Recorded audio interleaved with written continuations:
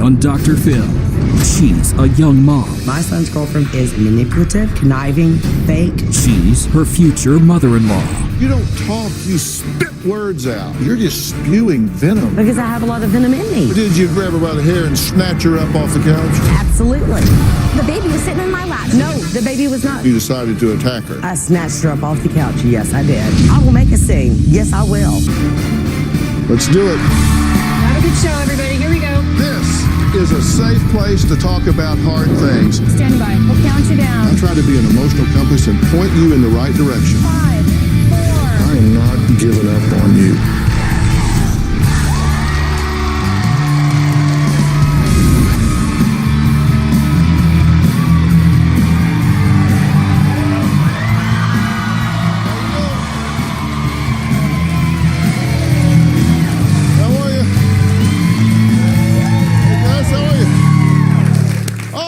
Take a look. This is Victoria. She's 19 years old, a new mom to an adorable 6-month-old boy, and is in love with her fiance, Connor. Seems pretty innocent, right? What's not to love about Victoria? Well, according to her future mother-in-law, Megan, plenty. Listen to this. My son's girlfriend, Victoria, is a manipulative, conniving, fake, rude, disrespectful, inconsiderate bitch. Well, certainly has a turn of phrase, does she not?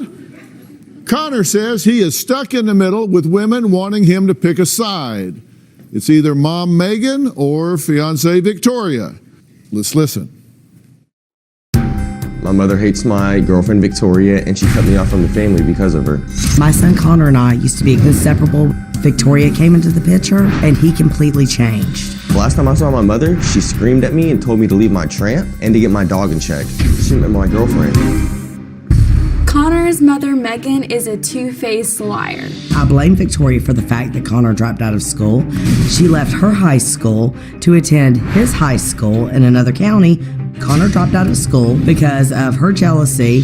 She entrapped him, thinking that his inheritance was going to go to him monetarily, and it's not. It's educational inheritance. Megan is using Connor to use his inheritance for her own home remodeling. My mother has got the money to buy a house on an acre property. She redid her bathroom with a huge jacuzzi, and she did the second bathroom and now her kitchen, which has marble countertops. Connor and Victoria blow money. She is all the time buying clothes. Connor's all the time buying things. New shoes, new clothes. Hello, kids, you have a child. Guy can't be with Connor if his mother is in his life. Connor's mom is crazy and she needs help. I just want my family to get along. Okay, so your son, Connor, is getting ready to make a huge mistake, in your opinion. Absolutely. And already has in terms of having a child with this girl. Well, at 16, 17, yes, that's a mistake. Well, but you would think it would be a mistake no matter what age because of her. Yes, Did she trap him into this? I believe she did. How so?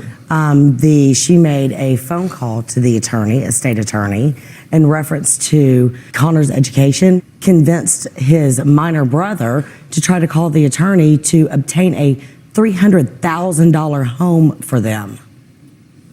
So I believe that's entrapment right there, that she is after the money and that's all she sees is money signs. Is that true? I do not have the guts to do that. She just said you called this estate attorney. No, I've never called her and talked to her in my life. That's not what I got when I called her. I like to deal with the facts here, and people get to flying accusations around, and you said some pretty strong stuff. You came out and said, she's just a gold-digging bitch, essentially. Yes. And then I asked her, she said, I've never talked to this attorney ever. So are you just making that up? Or no, what? I spoke to the attorney in reference to Victoria's comment, you're getting out of the house. The house belongs to the children. It is not your house. You are not entitled to it. And the attorney quickly said, yes, I've heard that story. Connor has called me several times. That's not what you said. You said she called the lawyer. That's what the attorney... And then you just told me that the attorney said Connor, that she talked to Connor. Victoria had called, and then she called Connor back himself, and Connor never returned the phone call back until at a later date. Is this your lawyer? Yes, sir, it is. Has Victoria called? No. And I spoke to her one time. We can call the lawyer and Call her. find out whether Victoria talked to her or not. That is fine. And whether the lawyer told you that or not. Because I can deal with facts. Absolutely. Because if you're all upset because she's calling a lawyer when in fact she hasn't even done that, then your face would be red, wouldn't it? Absolutely. But that still does not change the fact that she has tried to manipulate Connor's brother into calling the attorney to get a home for them, when that is not what the money is for. So that wouldn't exactly bring peace to the situation. If you're wrong, that would just be one thing you'd cross off. Yes, that would be one, yes. Are you a gold digger? No, I didn't even know anything about the money when I met Connor. We were 4 months into our relationship, and it all came about because they were buying a house. And I said, your mom's not working, how do they have the money for that? And that's where it came up. And I was already with him. I was already in a relationship with him at that point. Yeah. I've already told him he can do whatever he wants with that money. I don't care about it. I've mentioned if you, in the future, when you do get it, if you're gonna do anything smart with it, at least buy us a home.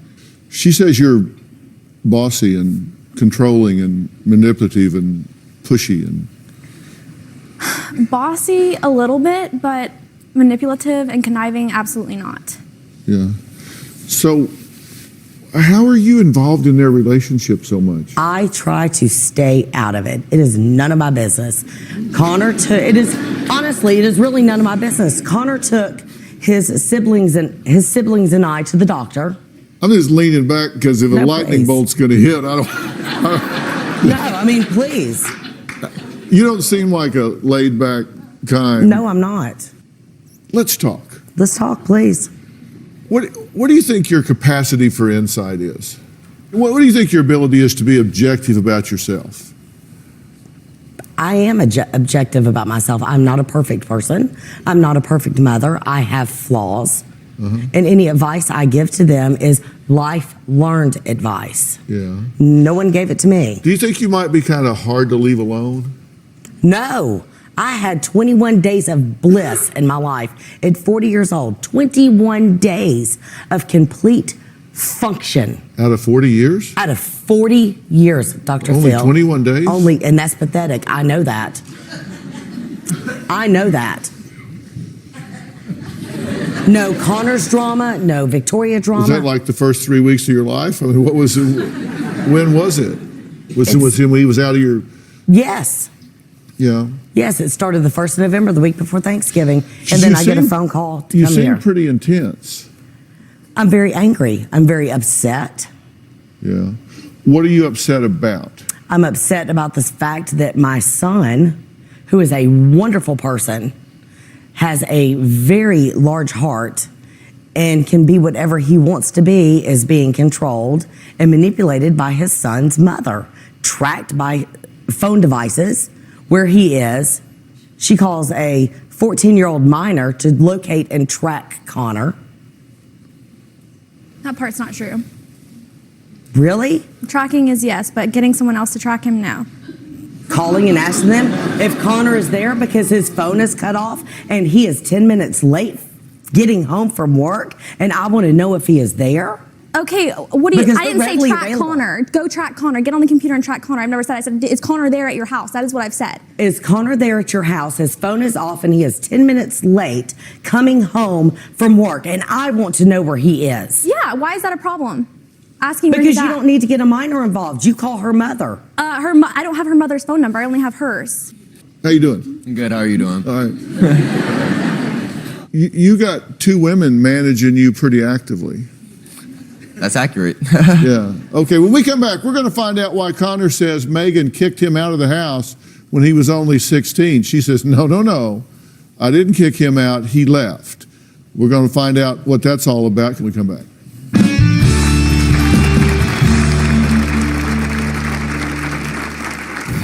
Connor got drunk and then blacked my husband's eyes. So Connor, being a baby that he was, he called Mimi and Papa to come and get him. So I said, fine, let him go be powdered on the ass like he wants to be. And later, did you grab her by the hair and drag her off the couch? I snatched her up off the couch. Yes, I did. I didn't even do anything. So you decided to attack her. Yes, sir, I did. When I used to live with my mother, she'd get so angry she would punch me across the jaw. Connor's mother, Megan, is very violent. She has bitten her son and pulled me up by my hair off a couch while my son was in my lap. Megan attacked me and could have killed the baby. He was only a month old. Imagine being 16 years old and your mother kicks you out of the house and says you're not welcome in this family anymore. Well, that's what Connor says happened 2 years ago. Mom Megan says, oh no. Connor behaved his way right out the door. Take a look. My mother kicked me out of the house 2 years ago because I got in a fight with my stepdad. Connor got drunk, and Connor then blacks my husband's eyes. So Connor, being a baby that he was, instead of manning up and accepting that what he had done was wrong, he called Mimi and Papa to come and get him. And they pretty much told me, we're taking guardianship, sign this. So I said, fine. Let him go be powdered on the ass like he wants to be. The night Megan kicked Connor out of the house, she blocked Connor on Facebook and deleted his number. Connor did not get kicked out of the house. Connor made a choice to move out. So, stay. Keep your drama over there. Misery loves company, and that's a household full of it. Some things flew by here really fast that I have to kind of just pump the brakes a second. You two got in a physical fight, the two of you? No. I wouldn't say it was a fight, but Well, did you grab her by the hair and drag her off the couch? I snatched her up off the couch. Yes, I did. And Connor was right there telling her, Victoria, you need to sit down and shut your mouth. My mother was not addressing you. I was talking to the 13-year-old little girl that was there having cocktails with Victoria. No, that's why the fight came about, because I was saying I did not give alcohol to a minor, and that's why you got mad. Basically mad because I'm saying I didn't give alcohol to a minor. That's not what the minor says. Well, you were mixing cocktails up for. How was I mixing when everyone came in the house and I had a baby on my lap? How am I in the You didn't kitchen have the mixing baby, stuff? Victoria. The baby was sitting in my lap. No, She had to the baby was not. Was the baby in my lap? Yeah. But you did grab her by the hair and snatch her up off the couch? Yeah, absolutely. Were you people raised by wolves? What are you doing? Why are you grabbing her by the hair and snatching her up off the couch? Play this out for me. You've got her by the hair. Yes. She's off the couch. You're telling her to shut your mouth. Then what? And that was it. What do you do? I plopped her back on the couch No, and told Connor her to shut grabbed up. her. What? No, Connor Connor grabbed did her not off put me. his hands on me, Victoria. Did No, you did not, Connor. I did. I wouldn't say I just grabbed my mom in particular. I got in between them Thank to you. stop it. I didn't even do anything. I didn't even know it had happened until after she had picked me up by my hair. I didn't even know what had happened until she did that. Maybe because we consumed half a bottle of black cherry rum. No, I'm pretty sure I wouldn't remember anything that happened if I did that. Her and the young girl. The bottle hadn't even been opened yet. So you were stone cold sober. Absolutely. So you had all your faculties about you. Yes, sir. When you decided to attack her. Yes, sir, I did. Was it wrong? I will gladly admit it was wrong. Did I overreact? You're right, I did. But Victoria has these tendencies to cause scenes. She has a tendency to cause scenes. I will make a scene. Yes, I will. Yeah. Yeah. Yeah. I'm a bitch and I'll gladly say it. Can we go back to you? You're blacking this is your stepfather? Yes, sir, it is. Well, you punched him in the face? I did. Why? I got mad, and I started hollering and stuff like that, and I went to the house, slammed the door, and Shannon came into the house saying, well, if you want to start hollering at everybody, you can yell at me, a big boy. Going just like this, just in my face. So I kept pushing him back. I pushed him back about 2 or 3 times in the front yard, and he lunged towards me, and I yanked him, threw him around to the garage, and I hit him 3 times, exactly 3 times. Well, Megan says her mother is enabling Victoria and Connor and needs to stop. So we're going to meet her next, see what she has to say about all this chaos. We'll be right back. I cannot wait for the day that the burning heat of hell grips my mother by the bottom of her feet as she's taking her last breath. Megan's always telling me what a horrible, horrible mother I was, but she's the one that is mean and vicious. And later, you're just spewing venom, everything. Because you don't I have a lot of venom in me. But you don't talk, you spit words out. Because I have a lot of anger in me. Yes, I do, Dr. Phil.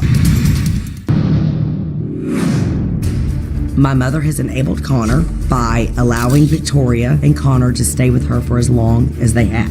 She pays for the baby's diapers, gets the baby's wipes. Connor and Victoria's room is filthy. The baby's room is disgusting, and my mother is unable to get up and clean the house as she once could. Victoria and Connor, they need to get out of my mother's house and grow up and do what everybody else has done when they have had children. Do it on your own. Well, when Connor was 16, he says his mother, Megan, kicked him out of the house and he moved in with his grandma, Bonnie. She says, no. He behaved his way out of that house. He made the choice. But now 2 years later, Connor and his girlfriend and their 6-month-old baby are all living under her mother, Bonnie's roof. Now, Megan says she is so angry at her mother for taking them in that she says she can't wait for her to die and feel the flames of hell burning at the bottom of her feet. Bonnie says she's never had a good relationship with her daughter, Megan. Take a look. My mother, Bonnie, she is a bitch.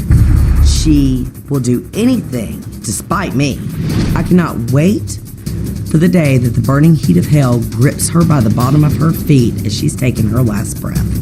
Megan's always telling me what a horrible, horrible mother I was, but she's the one that is mean and vicious. My mother, on a regular basis, doesn't get out of her pajamas. Connor was living with her when he dropped out of school. She did not force him to go to school. My mother is just as crazy as Victoria. The thing that makes me mad the most about Megan is her telling vicious lies about Victoria. Victoria is a kind, beautiful, sweet girl. Megan was never half the girl that Victoria was at Victoria's age. Last time I told Megan that she needed to stay out of Victoria and Connor's business, she left me the most horrible, horrible message. I hate you. You're a mean, belligerent bitch. I am sick and tired of my mother undermining me with my child. Even though Megan treats me very poorly, I still love her and would love to have a relationship if she would please get on some medication, whatever she has to do. I do not want a relationship with my mother. There is nothing to rekindle, so I'm done with her. She can kiss my ass. Why do you two not get along? I don't know. You just don't have a clue? I don't have a clue. It's Megan's philosophy. We've known her whole life. I mean, her philosophy on things is it's my way or the highway. And if I give her my opinion about her actions or anything she's doing, she goes off like she did in that voicemail. Mother, don't you ever call me. Don't you ever show up around my kids. You keep your trifling away from me. I hate you. I hate you. So, Can I explain that voicemail?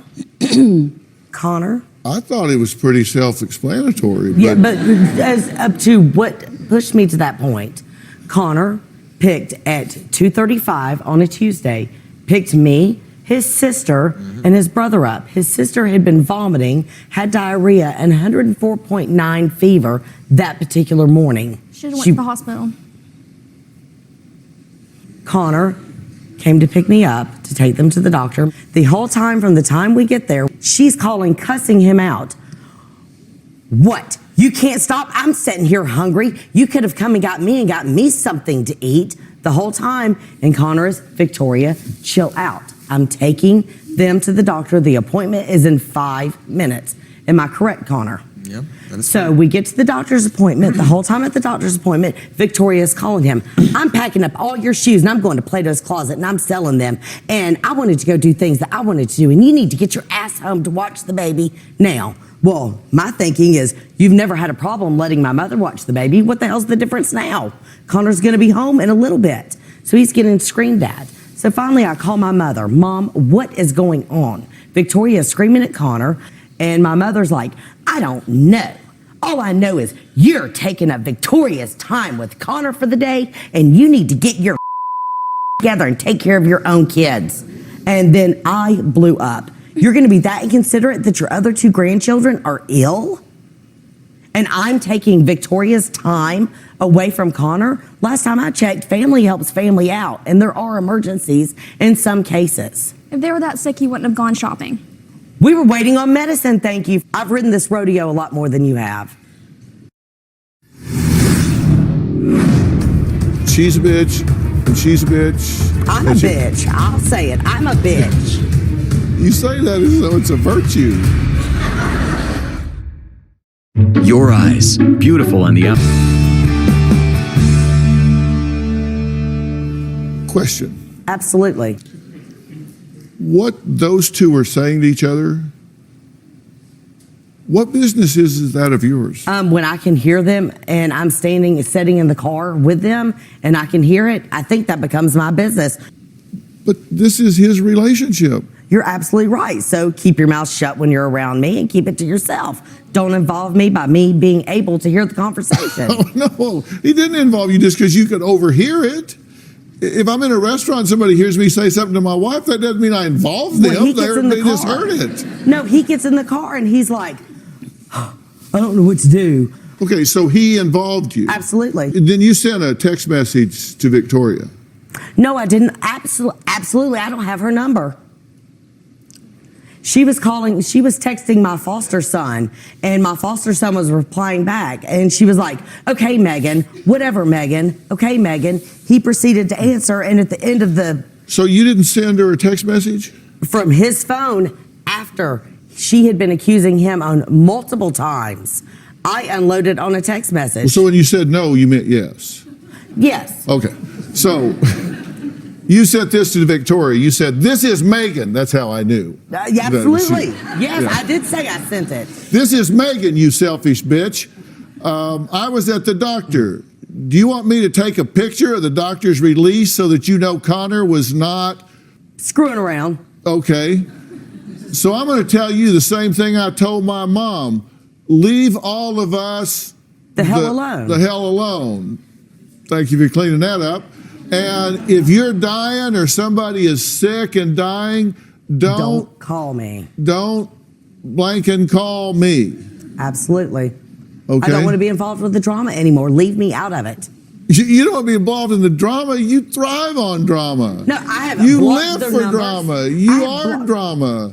The drama is right here. It's nowhere else. I don't have it with my husband. I don't have it with my other children. I'm guessing you would argue with a statue. The apple doesn't fall far from the apple tree, Dr. Phil. She's a bitch, and she's a bitch. I'm a bitch. I'll say it. I'm a bitch. You say that as though it's a virtue. Do you know what? I've had to be a bitch. No, you haven't. It's a way to protect yourself. Well, yeah, I've had to protect myself from her all these years. Well, I'm sorry if that's the way it was. That's not the way I remember anything. I remember it very well. Connor has witnessed you saying ugly, mean things to me. You said she was hateful and belittling and tick, tick, tick, tick. Aren't you in her image? If that's what you say she was, that's why I ask you about insight. I mean, you're just spewing venom. You're just everything. Because I have a lot of venom in me. But you don't talk. You spit words out. Because I have a lot of anger in me. Yes, I do, Dr. Phil. A lot of anger. A lot. But that comes from the inside out. And, here comes Victoria. And, she may not be perfect, but I just can't believe she's the vile bitch that she's getting credit for. Mother, correct me if I'm wrong. Did we not have a conversation back in October where you specifically said, oh my gosh, Victoria's mouth is over the edge. I don't understand it. Victoria can be mouthy. I admit that, and she will admit that. And that particular day, I don't believe that Victoria was being mouthy at me. But did you give her a chance? You said the very first time you met her, you said to yourself, is she ever going to shut up? Yes, she answered for Connor. I asked Connor, we were sitting at the table. So Connor, how are you liking your new school? Oh, he likes his school just fine. How dare you? I don't remember that, but okay. All right, Bonnie says Victoria is the sweetest girl and will make a beautiful bride. We'll find out what Megan has to say about a wedding for these teenagers. We'll be right back.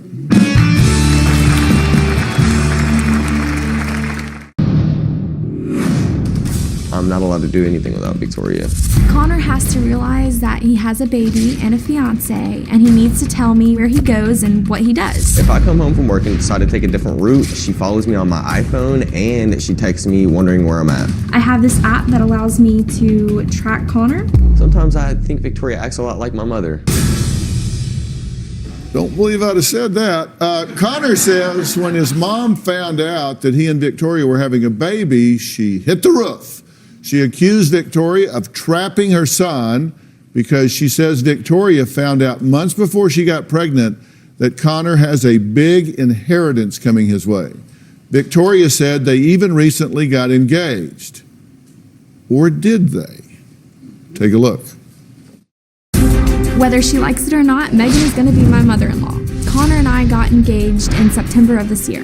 He took me to the store and told me to pick out a ring, and we were engaged from there. Victoria thinks we're engaged, but I'm not so sure if we are or we aren't. Technically, I guess we would be because I got the ring for her and I gave it to her, but it was never an official proposal. I did not ask Victoria to marry me. I might have second thoughts. Whoa, that sounds like news to you. So the first part of that tape, you say he took It's you. okay, we discussed it before, so it's okay. Says you went to the store, got a ring, you were engaged. I just assumed that if you're getting me a ring, everyone's going to assume you're getting engaged if you're getting someone a ring. I mean, it's just an assumption. And then, I mean, we put it on Facebook, so that's another one. So do you not want to marry the mother of your child? I love her to death, and I would marry her. I just think that we do argue too much, and we do have a couple of things that we should take care of before we make a giant step, and before we do that, and before we do get married. I think it's very responsible to say there are things we need to resolve and deal with, and I think that it's very important that you go through a whole premarital process, premarital counseling, where you do have to talk about and come to some common ground on what your vision is for the marriage. See, I would love to do that. What you expect all these things to be, because paperwork won't solve it. You got to solve it before the paperwork. And do you agree? Oh, yeah, definitely. But you just want to get to it, right? Well, Let's get into it. Let's get it done. I guess I'm just fear of losing him. Easier, I guess. I don't know. Yeah. But do you want to do that? Oh yeah, of course I would do that. I would do it in a heartbeat. I can even arrange for you to do it right in the comfort of your own home. That would be great. We can do it over That would be Doctor on great. Demand, where you got a computer right there. You can sit right in front of them, and you can have a doctor-level therapist right there that can walk you through it, discuss this with you, give you things you need to work out for the next session. That's awesome, yes. Would you like to do that? That's I would one of love the things to we'll do do. that. All right, coming up, Megan says her grandson is not being taken care of properly, and she's even threatened to call Child Protective Services. And Bonnie says she has given the kids a deadline to move out. Is she sticking with that, or is she kind of waffling on it? We'll talk about that next.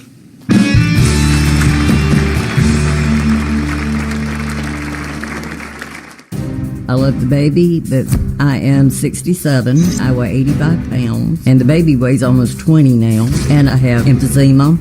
It's hard for me to care for a young baby. My husband and I were hoping to have a nice, quiet retirement, and everything's just been put on hold. What I'm doing, Megan should be doing. It's almost like she doesn't love the baby. I got a phone call from my mother in reference to social services showing up at their house. I was accused of calling them. I did not. I asked Victoria why they were called out. She told me because she had placed her hand over the baby's mouth because the baby would not stop crying and she was unsure as to what to do. As a parent, that set red flags that there was something unstable there. Well, Connor and his fiancee, Victoria, and their 6-month-old son live with 67-year-old grandmother, Bonnie. Now, Connor's mother, Megan, says Bonnie needs to kick them to the curb and let them make their own mistakes. Do you think you're easy to get along with or hard to get along with? It depends on the situation. One thing I know about anger is that it's an outward manifestation of at least 3 other things: hurt, fear, and frustration. Absolutely. All of those things, if they're expressed, those are vulnerabilities. But anger, on the other hand, is a more defensive posture. It's a more protective posture. Whereas hurt, fear, and frustration is kind of leading with your chin, where you can get yourself wounded even further. And so people default to anger because it seems to be more protective. But it gets really tiresome going through life like this. Absolutely. It just gets really tiresome. And I hate that for you. I'm exhausted from it. That's a burden I would really like to see you able to lay down. And as a result, I would really offer to get you some professional help with this too. Not help you in your relationship with her, not help you in your relationship with him, not help you in relationship with your mother, but just let you be totally selfish on your own behalf. If it benefits everybody else along it, great. That'd be super.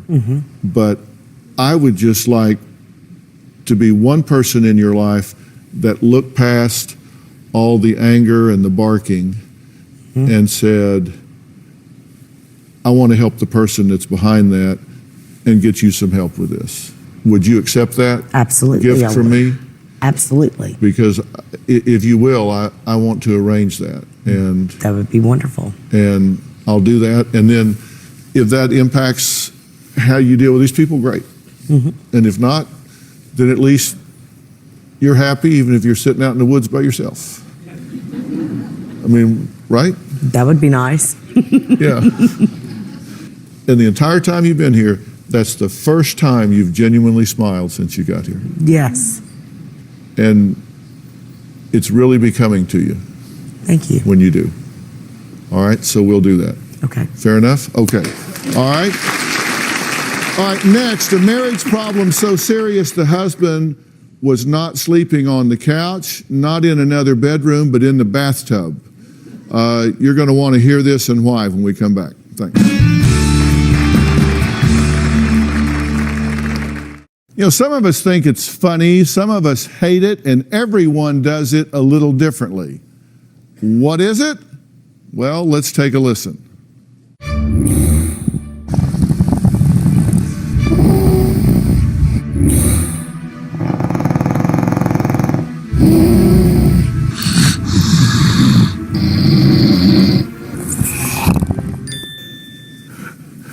Well, joining me is my good friend, Dr. Frida Lewis Hall, Chief Medical Officer of Pfizer. Welcome. Thank you, thank you.